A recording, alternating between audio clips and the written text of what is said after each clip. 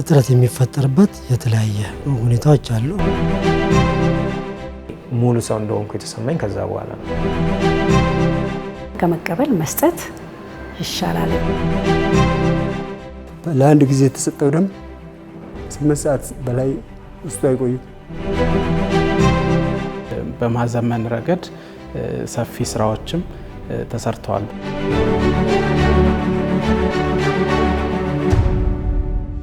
የደም ማስተላለፍ አገልግሎት በሀገራችን በሁለተኛው የጣሊያን ወረራ ወቅት እንደተጀመረ የሚነገር ቢሆንም በ1960ዎቹ በአፄ ኃይለ ሥላሴ ዘመነ መንግስት በጦር ኃይሎች ሆስፒታልና በቀድሞ አጠራሩ በቤተ ሳይዳ በአሁኑ የካቲት 12 ሆስፒታል መጀመሩን መረጃዎች ያሳያሉ።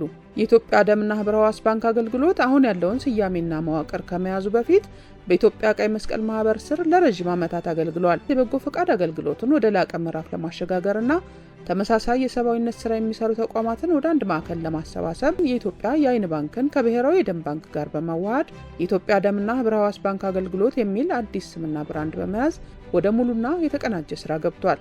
በዚህ ረዥም የአገልግሎት ዘመኑ በደም አገልግሎት የበርካታ ሰዎችን ህይወት የታደገ ሲሆን በአይን ብሌን ንቅለ ተከላ ደግሞ የብዙዎችን ብርሃን መልሷል። ህፃን ፍቅር አበበ ከ3 ዓመት እድሜው ጀምሮ ለ7 ዓመታት የደም ካንሰር ህክምና ተከታትሏል። በመጀመሪያዎቹ የህክምና ጊዜያት የሚሰጠው ደም ከ8 ሰዓት በላይ በሰውነቱ ውስጥ እንደማይቆይ አባቱ ይናገራሉ። ስንመጣ የ3 ዓመት ልጅ ህፃን ነበር። በዛን ሰዓት ከፍተኛ የደም ማነስ ገጥሞት ነበር። ጥቁር አንበሳ ድንገተኛ ህክምና ማዕከል መተን እዛ አስፈላጊው ምርመራ ከተደረገለት በኋላ የደም ካንሰር መሆኑ ከተረጋገጠ በኋላ እዛ መታከም ሲጀምር ለአንድ ጊዜ የተሰጠው ደም 8 ሰዓት በላይ ውስጡ አይቆይም። ከዛ 9 ሰዓት 10 ሰዓት ሲሆን ልጁ መቆም አይችልም። ኬሞቴራፒው ከተሰጠው በኋላ ለጊዜው በኢንፌክሽን እና በምን አዳከመው እንጂ በኋላ ማተካቱን ጀመረ። ፍቅር አሁን 11 ዓመቱ ሲሆን በተደረገለት የደም ስጦታና ህክምና ክትትሉን ጨርሶ ወደ መጣበት ሀረር ለመመለስ በዝግጅት ላይ ነው። በ8 ዓመቱ ባጋጠመው የኩፍኝ በሽታ የአይን ብሌን ጠባሳ ያጋጠመው ወጣት ወጋየሁ ፈጠነ ደግሞ ከበጎ ፈቃደኛ በተለገሰ የአይን ብሌን ብርሃኑ መመለሱንና የልጅነት ቁጭቱ የነበረውን ትምህርት መማርና ውጤታማ መሆን መቻሉን ይናገራል። ያው በልጅነቴ ነው ኩፍኝ የምትባል በሽታ ነች ለመጀመሪያው መንስኤው። እዚህ ስታይ ያው የአይን ብሌን ጠባሳ እንደሆነ ታወቀ ማለት ነው። ከዛ በኋላ ወረፋ መጠባበቅ ጀመርኩኝና 2000 ዓመተ ምህረት ላይ ነው ይሄን ህክምና የጀመርነውና በዛ አመት ውስጥ የአይን ብሌን ተገኘ ተብሎ የመጀመሪያውን አይኔን ግራ አይኔ ተሰራ ማለት ነው። 12ኛ ክፍል ደግሞ እንደጨረስኩኝ ሁለተኛው አይኔ ተሰራ።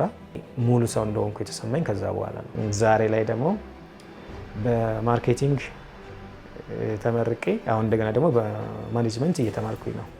የደም እጥረት በተለያዩ የጤና ችግሮች ምክንያት ያጋጥማል። ህይወትን አደጋ ላይ የሚጥለውን የደም እጥረት ለመከላከል በበጎ ፈቃደኝነት የሚለገሰው ደም በዋናነት የደም ህክምና የሚያስፈልጋቸውን ማንን የሚጠቅም ቢሆንም ከአእምሮ እርካታ በተጨማሪ የለጋሹን ጤናም የሚያሻሽል ተግባር ነው። ደም እጥረት የሚፈጠርበት የተለያየ ሁኔታዎች አሉ። አንደኛው የሰውነታችን ደም ማምረት የቀይ ደም ሴሎች ማምረት ሲያቅተው የሚፈጠር ደም ማነስ አለ። ሁለተኛ ደም በመፍሰስ የሚመጡ ደም ማነሶች አሉ። ከዛም በተጨማሪ እንግዲህ ደም ከተመረተ በኋላ የሰውነታችን ጥቃት ፈጽሞ የሚያጠቃብበትና ደም እጥረት የሚፈጠርበት ሁኔታ አለ። ከዚህ በተጨማሪ ከካንሰር ህመሞችና ከካንሰር ህክምና ጋር ተያይዞም የሰውነታችን የመቅኔ የደም የማምረት አቅሙ ስለሚቀንስ የደም እጥረት የሚፈጠርበት ሁኔታ አለ። እንግዲህ ደም ስናነሳ ብዙ ጊዜ ቀይ ደም ሴል ብቻ አይደለም፣ ነጭ ደም ሴል አለ፣ ፕሌትሌት የምንለው አለ። ስለዚህ ደም በውስጡ ጠጣሮች እንደ ሴል አይነትና ፕላዝማ የምንለው ነገሮች አሉ። ደም በሚሰጡበት ጊዜ አንዳንዴ ይሄ አይረኖቹን የሚቀንስ መቅኔው ደግሞ በጣም አክቲቭ ሆኖ የሚሰራበት ሁኔታ ይኖራል። ስለዚህ በዚህ ጊዜ አዳዲስ ሴሎች የሚመረቱበት ሁኔታ ይኖራል፣ መቅኔውም አክቲቭ ይሆናል። ስለዚህ እነዚህ የአክቲቭ በመሆኑ ሰው የቀይ ደም ሴል አሁን ለምሳሌ የሚተካው በ56 ቀን ውስጥ መተካት ይችላል። ፕሌትሌት ምነው በ7 ቀን መተካት ይችላል። ስለዚህ እነዚህ ተርኖቨሩ በሚቀርብ በጣም አክቲቭ የመሆኑ ሁኔታ ይፈጥራል ማለት ነው። ደም መለገስ በአጋጣሚ እንደጀመሩ የሚገልጹት ለጋሾች በሂደት የደም መለገስን ጠቀሜታ በመረዳት በየ3 ወሩ ቋሚ ደም ለጋሽ መሆናቸውን በዚህም ጤናቸው መጠበቁንና ደስተኛ መሆናቸውን ይገልጻሉ። አንድ ግለሰብ አፍሪካ ውስጥ ወድቅና ሴትዮዋ ደም የሚሰጣት ትጠፋለች እና ነፍሰ ጡር ነበርችና ወድቃ ደም የሚሰጣት ፋብሪካ ውስጥ ይጠፋና እኔ በአጋጣሚ ደም እኔ ብሰጥ ምን ይሆናል ብዬ ተነሳው። በአጋጣሚ አባቴም እዛው ፋብሪካ ውስጥ ስለሚሰራ እሱም አብረን እንሰጣለን ብለን ተያይዘን መጣን። ለሴትዮዋ ደም ሰጠናት። ሴትዮዋ ድና ያን የወለደችው ልጅ አድጎ ዛሬ ትዳር ይዞ ይኖራል። በዛ ጀምሬ የተወሰነ ወቅት ነበር የምሰጠው።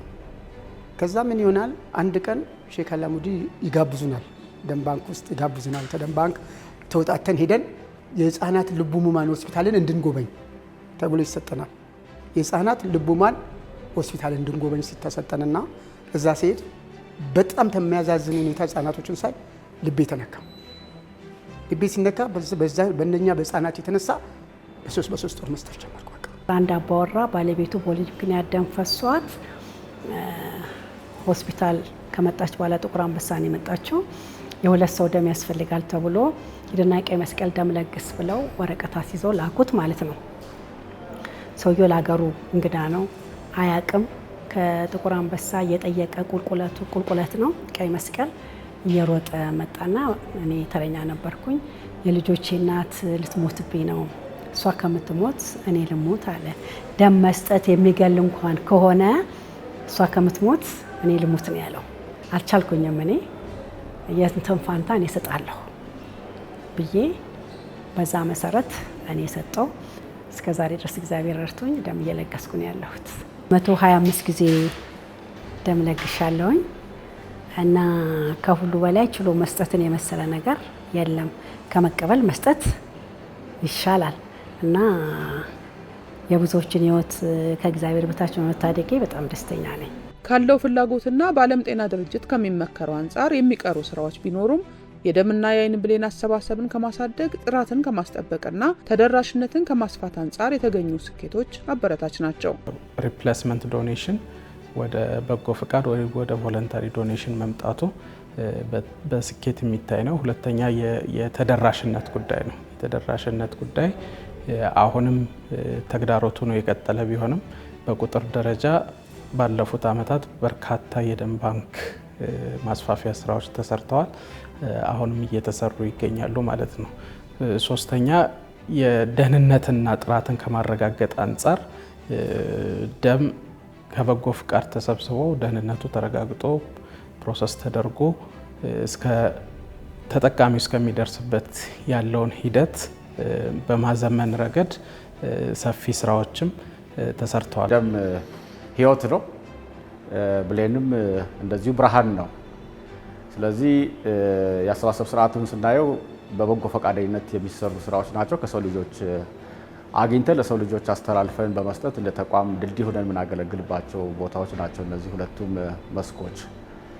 ስለዚህ የደም ለጋሽ ቁጥርን ለማስፋት አጠቃላይ ያለውን ኮንቴክስት እና አመት በአመት እየጨመረ የመጣ የደም ለጋሽ ቁጥር አለ። በዚህ 11 ወር ውስጥ ለምሳሌ ባነሳላችሁ ወደ 440 ሺህ አካባቢ ሰዎች ደም ለግሷል በአገር አቀፍ ደረጃ። ይሄ አምና አመቱ ሙሉ የሰበሰብነው ወደ 423 ሺህ አካባቢ ነው። ስለዚህ በ11 ወር ውስጥ አምና ከሰበሰብነው ያለፈ የደም ማሰባሰብ ስራ እንዳለ ያመላክታል። የአይን ብሌን ከመሰብሰብ አንጻርም በዚህ 11 ወር ውስጥ ወደ 531 አካባቢ አይን ብሌኖችን ማንሳት ችለናል። ይሄ ለአመቱ ካቀድነውም አንጻር ትንሽ ከፍ ያለ ነው። ከአምናው አንጻር ስናይ ደግሞ ኦልሞስት ወደ እጥፍ የሚጠጋ ጭማሪ ያለው አሰባሰብ ያለው ነውና አመት ከአመት እየጨመረ የመጣ ነገር አለ። ነገር ግን አሁንም ከፍላጎት አንጻር ገና ነን። ከዚህ ቀደም የደም ተዋጽኦ የምናመርተው ማኑዋል በሆነ መልኩ ነበረ። በዚህ አመት የኮምፖነንት ፕሮዳክሽን በኦቶሜትድ በሆነ ማሽን የማምረት አቅማችንን ከፍ ለማድረግ ወደ 7 ኦቶሜትድ ማሽን አስገብተን አሁን ወደ ስራ የምንገባበት ሂደት ነው እንግዲህ እየሰራን ያለነው። የተለያዩ ስልጠናዎች ለባለሙያ ሰጥተን ጨርሰናል። ስለዚህ የኢንስታሌሽን ፕሮሰስ ላይ ነው ያለነው። እሱ ሞር የደም ኳሊቲውን የደም ተዋጽኦ ኳሊቲውን ከመጨመርም አኳያ እንዲሁም ደግሞ የሚባክኑ ደሞችንም በዛው ልክ ያስቀርልናልና ኳሊቲና ሴፍቲን ከመጨመር አኳያ የራሱ ሆነ ትልቅ ሚና ይጫወታል። ከዛም ባሻገር ደግሞ የኤፈረሲስ ማሽንም አለ። የኤፈረሲስ ማሽንም እንግዲህ ዓለም እየተጠቀመበት ያለ የኤፈረሲስ ማሽን ነው። እሱም የደም ተዋጽኦ የሚለይ ማሽናችን ነው።